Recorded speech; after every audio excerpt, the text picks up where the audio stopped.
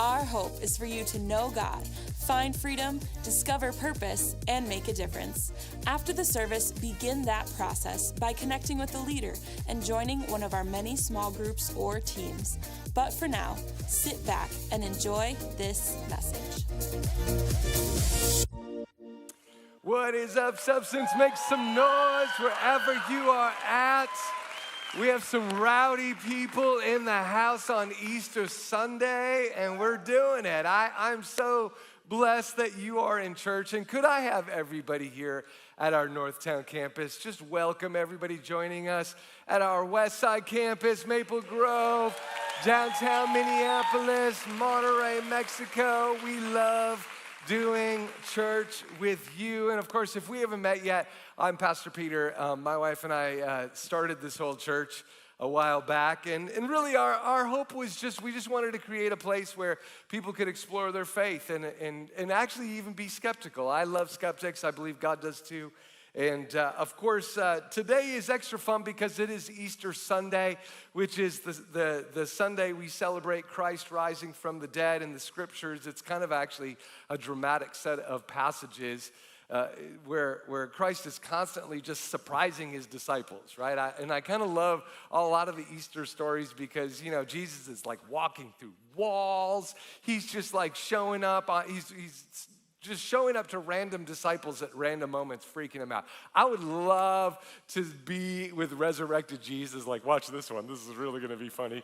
And then just like, like doing stuff like that. In fact, actually, it says that over a period of 40 days, Acts chapter 1, verse 3, Jesus gave many convincing proof that he was alive.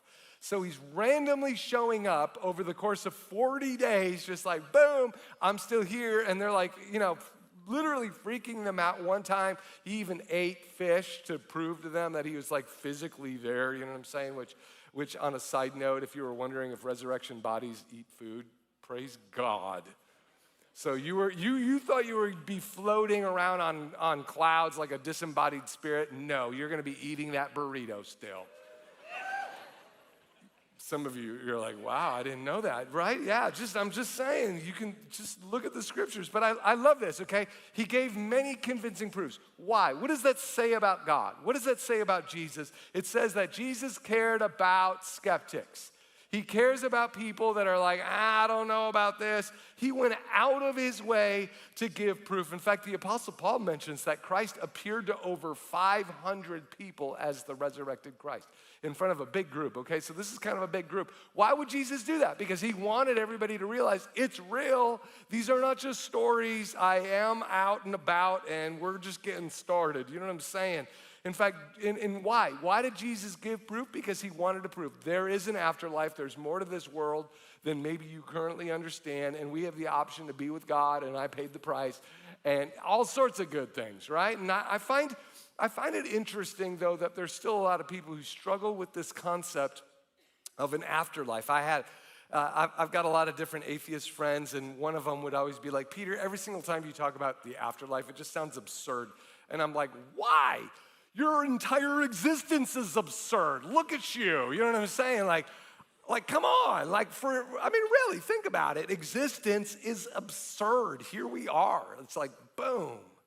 And and even the people that are open to the idea of the afterlife, they still think, well, I don't know if I want to think about it. I got plenty of time to think about it. But man, listen, there's so much interesting evidence that suggests that we should really be exploring our faith more. And let me give you some. Many of you guys know I'm kind of obsessed with studying near-death experiences.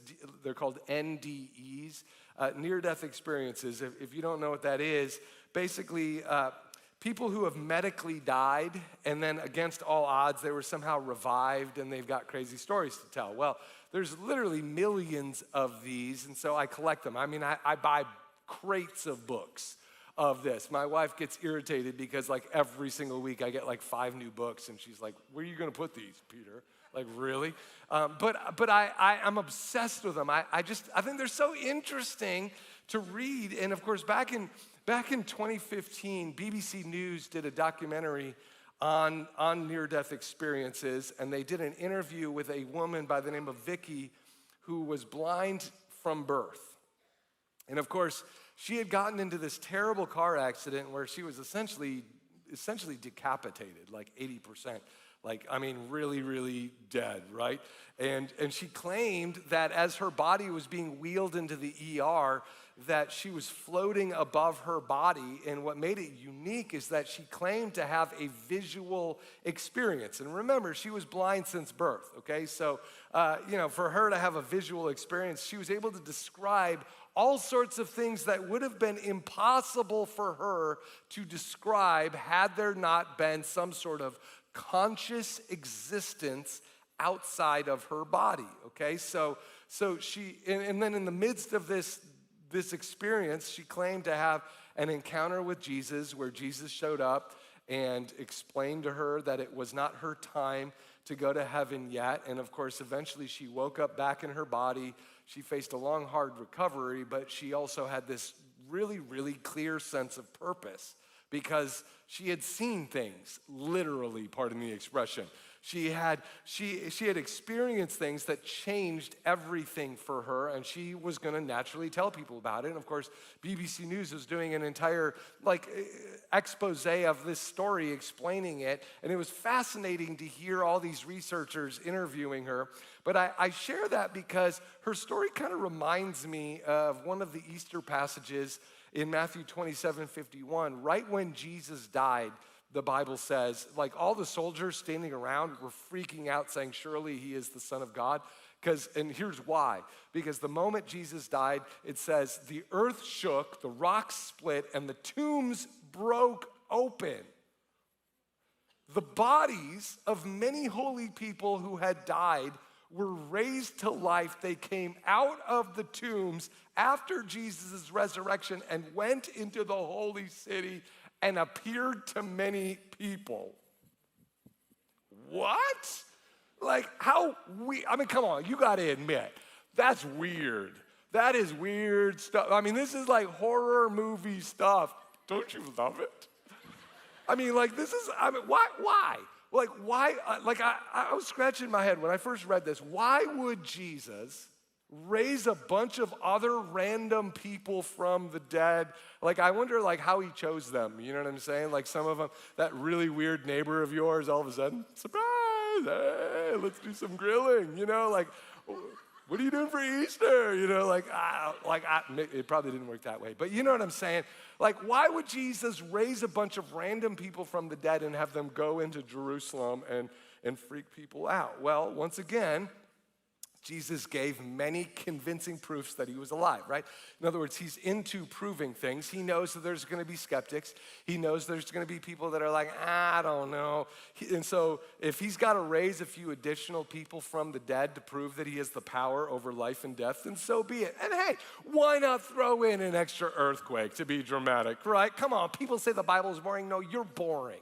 You're reading the wrong passages. I'm just saying, we serve this crazy, exciting God who wants to do so many things. He wants to show himself in dramatic ways. In fact, even a secular scholar said that there were evidences of an earthquake at that exact moment when Jesus died. So just with all that in mind, okay, let's go back to that BBC interview that I talked about, the BBC News interview of the blind woman who encountered Jesus. Now, what made Vicki's near-death experience so interesting to medical researchers was the fact that because she was blind since birth, she was able to, and then she had this visual experience, she was able to verify all sorts of details that would have been otherwise impossible. In fact, actually, one of the medical doctors put together an entire study of people who had NDEs that were blind from birth that had a similar experience to her. And what they wanted to do is, because she could describe all sorts of things, they wanted to go and verify that these things actually happened, that to back up her claims. That's what made it so interesting. And believe it or not, it literally started an entire genre of near-death experiences. There's hundreds of near-death experiences where people would have verifiable details, some of whom these details came from people that were completely brain dead and had the scans to even show it. Because for a while, skeptics were like, I don't know, I think that's the brain just hallucinating, the electrical things firing, where they're having just really elaborate dreams. Well, some of these people were brain dead. And then others of these people, they would have, like for example, one guy, he claimed to be floating about, he came into the ER dead on arrival, okay? So no heartbeat. They were just trying to revive him as he came into the emergency room. He claimed to be floating above his own body as his body came into the hospital. But what was weird is he also claimed to start floating around the hospital.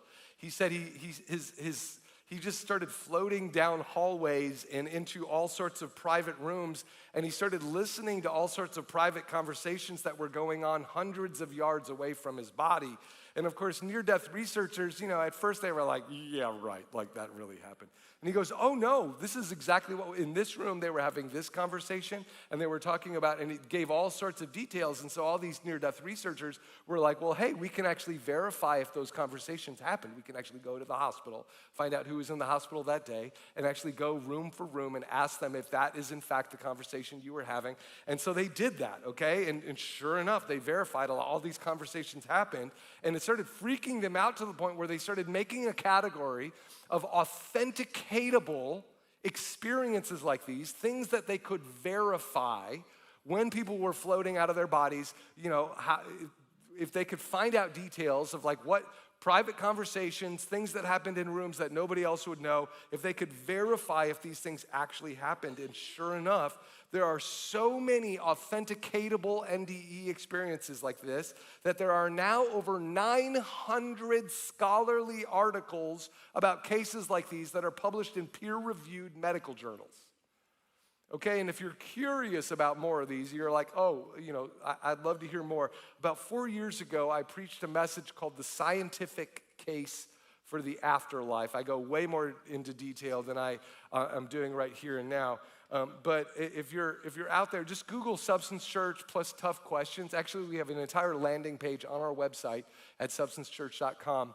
Of all of the toughest questions that a lot of my atheist friends have asked me over the years about Christianity, because I really do believe that God loves to give proof, okay? I believe God gave us a brain so that we would use it, not so that we would defy the presence of faith is not the opposite of using your brain, okay? I actually believe that real faith requires your brain. And so if you're interested in some of these questions, just go to that page and you can actually listen to the whole message, Scientific Case for the Afterlife, because I go 10 times deeper into all of the debates and the skeptical questions about near-death experiences. But my point here today, if I could just summarize it like this, there's enough evidence to suggest that at the very least, you and I should give some serious thought to this idea of consciousness after death, at least as it's currently defined in the medical world. And I think one of my favorite case studies is about a 27-year-old woman by the name of Betty Malls. This experience happened when she was 27 years old, and she happened to rupture her appendix on vacation. And of course, nobody wants to rupture their appendix, especially not on vacation, right? But, so she resisted going into the hospital, and yet the pain was getting so bad, it was debilitating, and yet she also had this massive distrust and distaste for hospitals and for doctors. And so she just did not want to go in. She refused to go in for over 11 days after her appendix ruptured. And as a result, she ended up going into septic shock. All of her organs got infected. All of her organs started shutting down. And this began 6 long weeks of fighting for her life in the hospital. I mean, infections everywhere in her body. She actually had to go through 4 different rounds of surgery. They had to keep her body open just to get rid of the infections. Her heart continually kept stopping. They had to jump it multiple times. And of course, the doctors finally got to the point where they were honest with her family. They're like, she's definitely not gonna make it. She is so unhealthy. We give her days at best. And of course, Betty's father happened to be a pastor. And of course, the whole family was already exhausted after going on 7 long weeks at the hospital. And it was kind of a big drive to get into the hospital. So, one morning her father suddenly woke up at like 3:30 a.m. I mean, basically middle of the night, right? And had this super strong impression, just woke up out of a dead sleep. Betty needs you. You need to get into the hospital. You need to get into the hospital now. And so, he's not used to having like impressions like this in the middle of the night. He felt like this was like a dramatic, almost divine sense that he had. And so he thought, I have to get dressed. I need to go in now. And he told his wife, I got to go in. Betty needs me.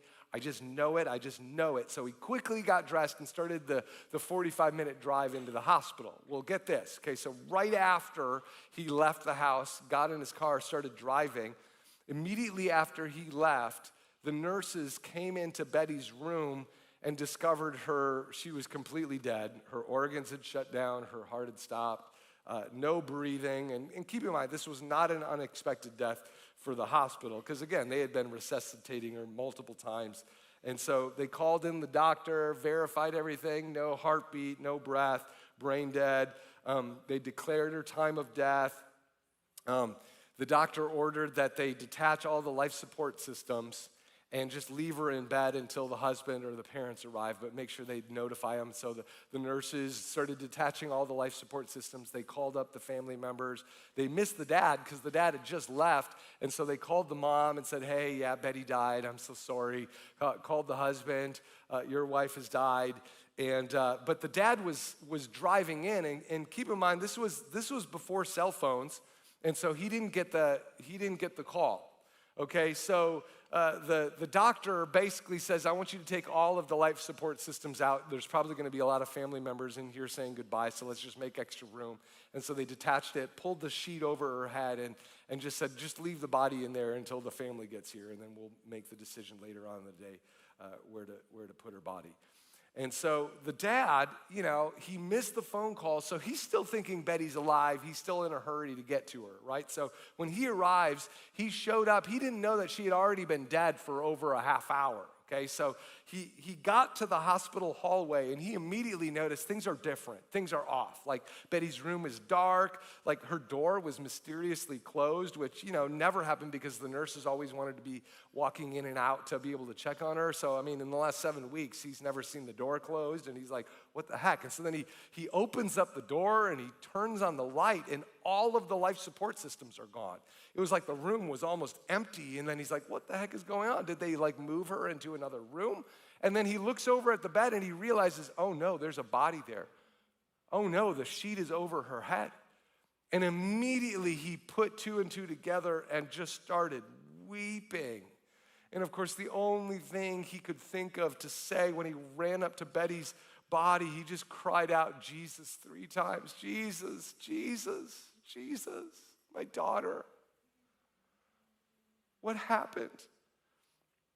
Now, it's even more fascinating to hear the story from Betty's point of view, because at that exact moment, Betty claimed that she had departed from her body, and she just suddenly woke up in this gorgeous heavenly place. She was standing on this giant hill, covered in the most green grass she had ever seen. It was bizarre grass, like grass you'd step on it and then it would just spring back up, and it was like grass that was almost alive and moving. It was almost bizarre to her, and she was just captivated by shrubs and by flowers unlike anything she had ever seen on earth. And then that's when she realized, wow, I feel so alive. The air, just everything. And I've never been this alive in my life. And all of a sudden, that's when it hit her. Oh, I died. Did I just die? Because I feel really awesome right now. She's kind of having this moment, what? This is crazy. And she just knew in her heart, I am supposed to walk up this hill, this mountain type hill, and just start walking in that direction. So she just started walking in this direction. All of a sudden she realized there's these angelic figures that are standing around her. And these angels, they were strangers, and yet she could communicate with them without talking, and she knew they were friendly. She knew that they had actually been around her for a lot longer than she, maybe even on earth throughout her life, and they were there to help. And so right when she got to the top of the hill, she saw this giant palatial structure that looked almost like a castle, but with no towers or turrets, but it had a giant stone wall that went in different directions as far as she could see. And this wall was made out of these exotic stones, made out of gems.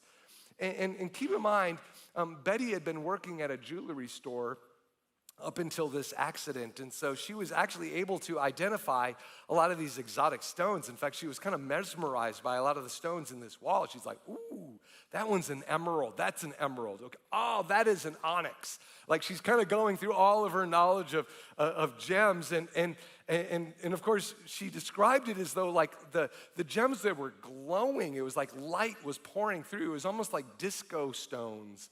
And she thought, how bizarre is this? Like, wow, like they're like light bulbs. And they were glowing. Light was pouring through. She almost tried to like see if she could see through the stone walls. She could almost see it. And of course, that's when she noticed right above her head, she all of a sudden saw this yellowish stone and she goes, oh, that is topaz. And then she said out loud, it's the November birthstone. And she kind of looks and like, oh my gosh, I said that out loud to these angels. They're probably thinking, you're really weird. You know what I'm saying? Like the November birthstone, and because her birthday was in November, you have to understand. She knew all the birthstones for each of the months and all of that kind of stuff. And so she said it out loud, that's topaz. And of course, then the angel comes up behind her and she suddenly noticed this giant pearlish like gate that was Gothic, and the angel put his hand on it and it like melted away. It was like really bizarre, almost like the pearl somehow turned into liquid, and then it just disappeared, and all of a sudden she could see inside of this gorgeous city. She immediately saw these like goldish like glass roads that just kind of went on, and she was like just awestruck by the beauty, and she could hear singing that was unlike any sort of music she had ever heard in her entire life, and she just wanted to join in on the song. And then all of a sudden, off in the distance, there he was. It looked like Jesus, and immediately she just wanted to go running to Jesus. She just wanted to run, fall at his feet, start singing, and that's when all of a sudden, off in the distance, she heard her father yell the word Jesus 3 times. And of course, she thought to herself, oh, I should probably go back and help my dad. And then she thought, I don't want to do that. This is awesome. I want to go in the city. And so she felt like almost torn between, should I go help my dad? And she knew it was not her time to go in. She looks at the angel and they communicated, yeah, it's not your time to go in.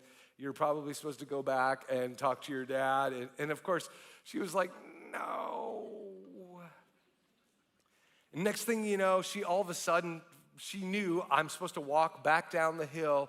Next thing you know, she's flying through this wormhole, and she started hang gliding back over the city of Terre Haute, Indiana, the hospital where she was. And she was looking at all the people on the streets. She could describe the people that were walking on the streets because she's hang gliding over the city, and she's going right back to the hospital where her body was. And of course, she said she just went right through the floors, right back through into her actual hospital room. And as she got into the hospital room, all of a sudden, all of these dust particles emerged out of nowhere and started formulating like glitter in the sky, and it suddenly formed a sentence. And she started reading the sentence, and this is what she read: I am the resurrection and the life. The one who believes in me will live though they die. And of course, what she was seeing in the sky across the room out of these dust particles was John 11:25. Those of you who know the Bible story, Jesus actually raised a man from the dead by the name of Lazarus. And right before he raised Lazarus from the dead, he said to the siblings of Lazarus, to Mary and Martha, he said, I am the resurrection and the life. The one who believes in me will live even though they die. And of course, then he raised Lazarus from the dead, freaked everybody out. And most people don't know in church history, Lazarus ended up becoming a missionary. And it's what Jesus said to them right before he raised him from the dead. And of course, she saw these words, that Bible verse, up in the hospital room. And so right when she was going to put her hand and touch the words, when all of a sudden her hand came forward and she felt a sheet, and it just pulled off of her body, and she realized, I'm back in my body. And suddenly she sat up, totally healed, and freaked the living daylights out of her dad. I mean, He's standing at the end of her bed, and all of a sudden, she comes up right out of her sheet. And he freaked. He was like, are you playing a joke on me? Like, what is happening? And he didn't even know what to say. She's kind of shocked because she's like right back in her body, like, what the heck was the sheet doing over my head? And this is the first time she sat up in weeks, okay? Probably over a month. First time she sat up in over a month. All of a sudden, one of the nurses walks by and freaked out. I mean, like, oh, no, what? Like, she immediately ran to the doctor like, oh no, this is crazy. She's telling the other nurse, get the life support system back in that room, right? She's thinking malpractice, right? Lawsuit. And so the nurses are frantic. They're bringing the machinery back in and trying to get her IV back in, trying to connect her to the life support, right? They're like, and of course Betty is like, no, I don't need it. I don't need the life support system, if you haven't noticed. Right? I just came back from the dead, right? I feel great. She actually was like, I want some real food. I'm hungry. I haven't eaten real food in like a month. And of course, the nurses, they were like, no, you have to get back on the life support system. And she's like, look at me, I'm healed. And of course, even the doctors, they came in and they're like, oh my gosh, how is this even possible? And in fact, it actually took several days before the doctors could believe that she was actually healed. They couldn't understand. How did she go from being completely dead to now sitting up and eating steak? And she wasn't even supposed to be eating that, right? So and of course, Betty Malls' book actually goes into a lot more details. Now, again, I would only recommend, this version of the book, My Glimpse of Eternity, I encourage you guys, if you haven't read it, go ahead and get it. I literally have hundreds of books. This is probably one of my favorites, at least one of my top 10, if I could say that. But my favorite part of the story actually comes after she got home, okay? You see, as she was processing the whole experience, I think like a lot of experiences like these, you start to wonder in your head, like, did that even happen? Like, first time I ever saw a miracle, an undeniable miracle, I started doubting it probably a couple weeks later. Like, did that really happen? Like, how did that happen? Because, again, it's outside of the normal order of things. And she started wondering, like, what in the world? Naturally, she started reading her Bible a little bit more, right? Which shocker, right? But all of a sudden, she came upon a passage in Revelation 21:19 that absolutely rattled her, and here's why. Because in Revelation 21, it describes a walled city in heaven, and the walls were filled with gems, and this city, according to the Bible, is going to descend upon the earth after Christ returns. And I want to read that passage to you, Revelation 21:19 through 21. The foundations of the city walls were decorated with every kind of precious stone. The first foundation was jasper, the second sapphire, the third agate, the fourth emerald, the fifth onyx, the sixth ruby, the seventh chrysolite, the eighth beryl, the ninth topaz, the 10th turquoise, the 11th jacinth, and the 12th amethyst. The 12 gates were the 12 pearls, each gate made of a single pearl. The great street of the city was of gold, as pure as transparent glass. Revelation 21:19 through 21. This was a passage she had never read before. She didn't even know it existed in the Bible. I mean, come on, heck. Most pastors are not going to preach on this passage because nobody wants to hear about a whole bunch of rocks nobody's ever heard of before. You know what I'm saying? Again, she had never heard of this, didn't even know the Bible verse existed at all. And she just immediately, her brain, she started remembering all sorts of details. And if you do the math, topaz, which is, the November birthstone, it was ninth off the ground, right? If you just even did math, like calculated about estimated maybe 1 foot per stone. Would have been right where Betty saw it, about 3 feet above her head, and she immediately is freaking out thinking like, oh my gosh, it is exactly how I saw it. And she started, like, it was a moment for her because all of a sudden she's like, I didn't just hallucinate it. I didn't just imagine it. It was real. I did visit God in heaven. It was something that actually happened to me. And just real quick side note, by the way, you know, back in 1912, there was a German physicist named Max van Laue who discovered something called cross-polarized light, okay? And basically, it's the closest thing to pure light as, you know, we can make here. And I realize that what I'm telling you sounds really random, but just stick with me, okay? Because, you know, some of you are like, is this one of those ADD moments for Pastor Peter? Well, I promise you it's not, okay? So just stick with me. This discovery of cross-polarized light from this physicist resulted in all sorts of crazy breakthroughs in mineralogy, the study of crystals and minerals, okay? Because scientists found that with this light, this cross-polarized light, if you blast rocks with it, all of a sudden, a lot of these rocks will literally glow, revealing all sorts of crazy colors that they didn't even know existed. It's almost like they discovered using this light that all these rocks, you can almost turn them on like a Christmas light, like a light bulb. And all of a sudden, boom, you're seeing things we never saw before. I mean, how cool is God? I'm just saying. Okay, so get this. So there's these gemstones that, like, for example, emerald, you normally think of it as green, but when you blast it with cross-polarized light, it lights up like a disco ball, right? It's like so bizarre. Okay, so geologists, when they started, you know, once they figured this out, they started shining this light into all sorts of rocks. They were like, let's get every rock out there and just light it up, you know? And so I'm sure they weren't like that excited about it, but I you know, this is my version of it. Okay, so just relax. And so geologists started expanding out 2 huge categories of rocks. They call them anisotropic, minerals that glow under pure light, versus isotropic, minerals that don't, okay? So, and guess what? All 12 of the gems here in Revelation happen to be anisotropic. Like, what are the odds? They glow in the light. And I mean, come on, our God likes to light things up. People ask me, why do you have an LED wall? Because this is our God.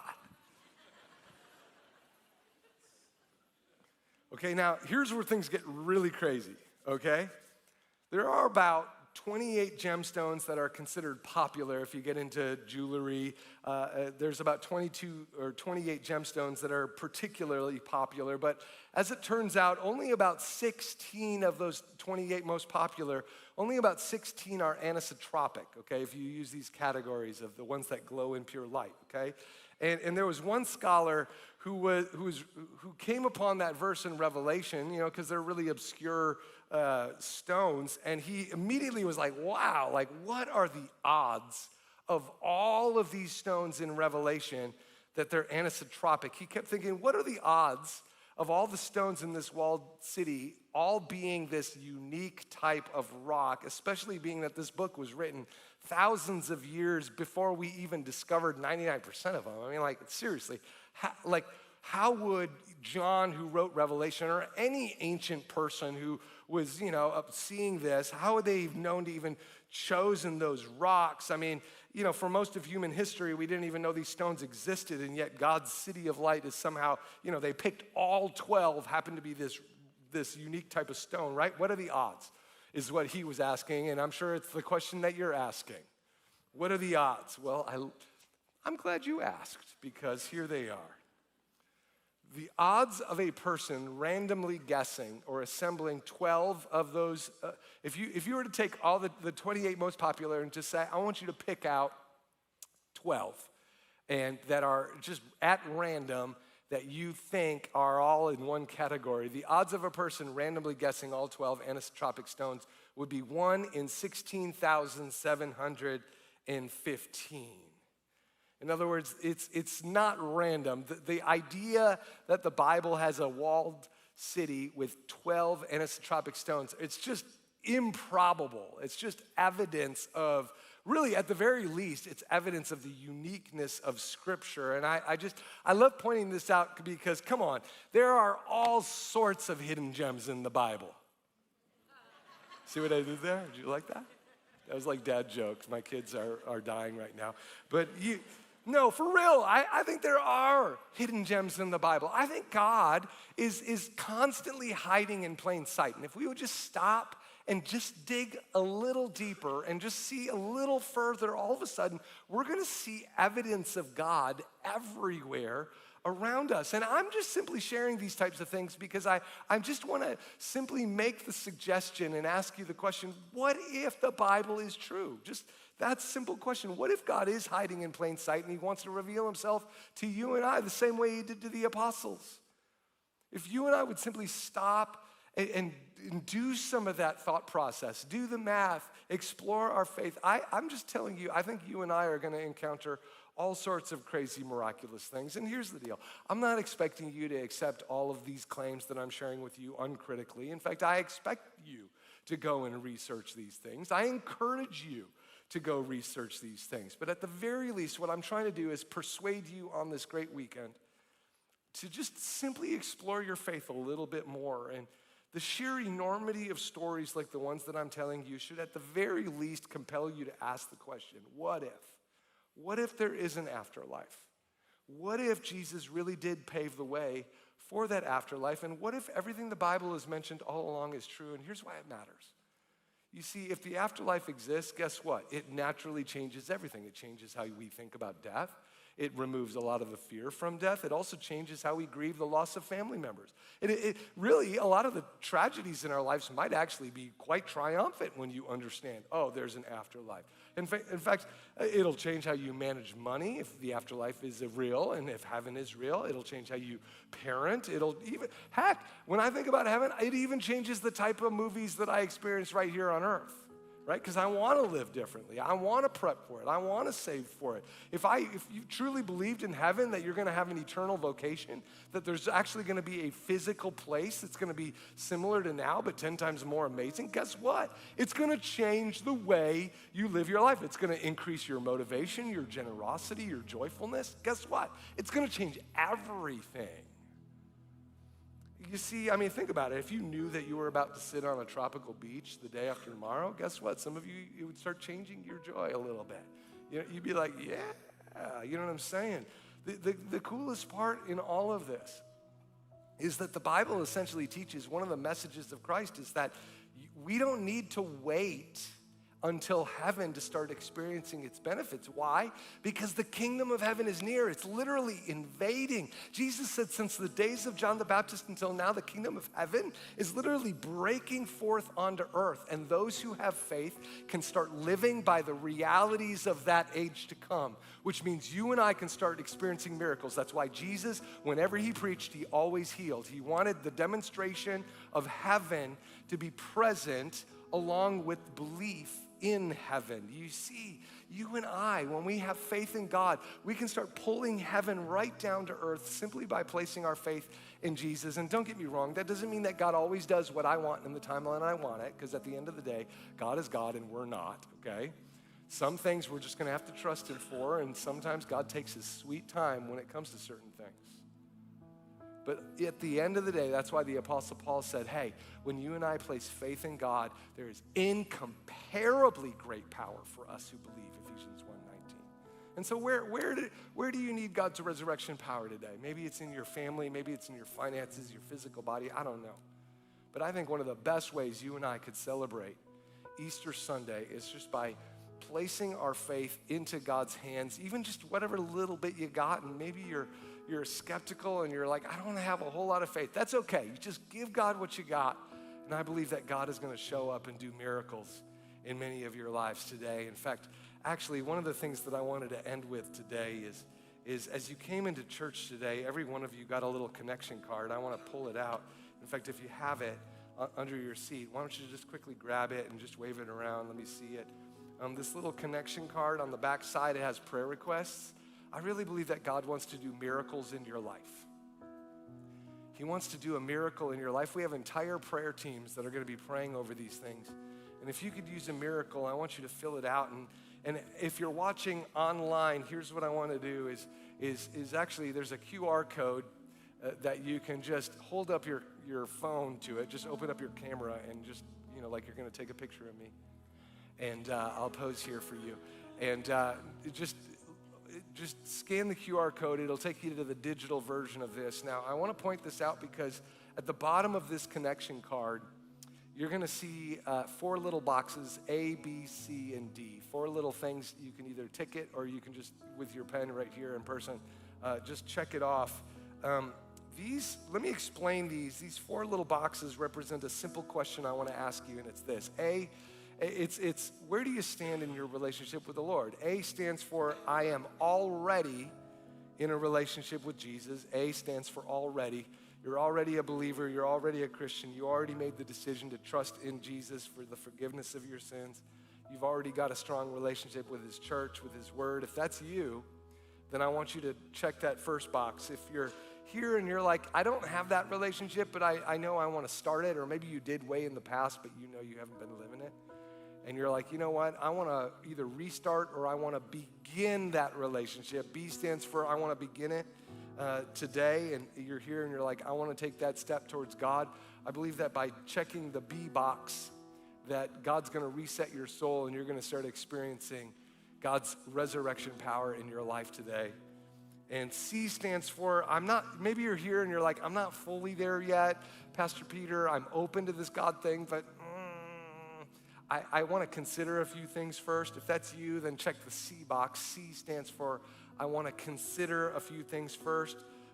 And hey, honestly, I can respect that, okay? I was a skeptic for many years. I always wanted to have a church where people could explore their doubts, and if you're not there yet, that's okay, but at least consider it. If that's you, check the C box. And D stands for, I don't ever plan on making this decision. This is not something you're open to. Now, that box always kind of freaks me out a little bit, but hey, if that's where you're at, then I just encourage you, just have the guts to check that box. And for the next 20 seconds, just quickly fill this out. I promise you, we're not going to spam you. We're not going to stalk you. We just want to get some of your feedback, and then when the buckets are passed in just a minute or two, you can drop it in the bucket, or you can just press the submit button if you're watching online. But with all that said, just wherever you're at, after you just fill that out, would you bow your heads and just close your eyes? Let's just end with just a moment of surrender. God, you see everybody in this room. You see where we're at. You see our skepticisms. You see our faith. And I really believe that you want to reveal yourself to us in a new way. I pray that you would show up in a profound way right here, right now, on Resurrection Sunday, Lord, that we would experience your truth, your power, your life, and that it would change us. And church, if you're agreeing with what I'm praying, let's all just pray out a simple little repeat after me prayer as a rededication between ourselves and God. Just say this after me. Say, Dear Father, forgive me of my sin, take over my life, and fill me with joy, starting today and for the rest of my life. And if you mean that prayer, just say, in Jesus' name, amen. I believe God is doing something powerful in your life today. With all that said, we're going to have our campus pastors come on up and tell us where we're going to go next. We're going to do one more song of worship before we dismiss. But with all that said, campus pastors, come on up.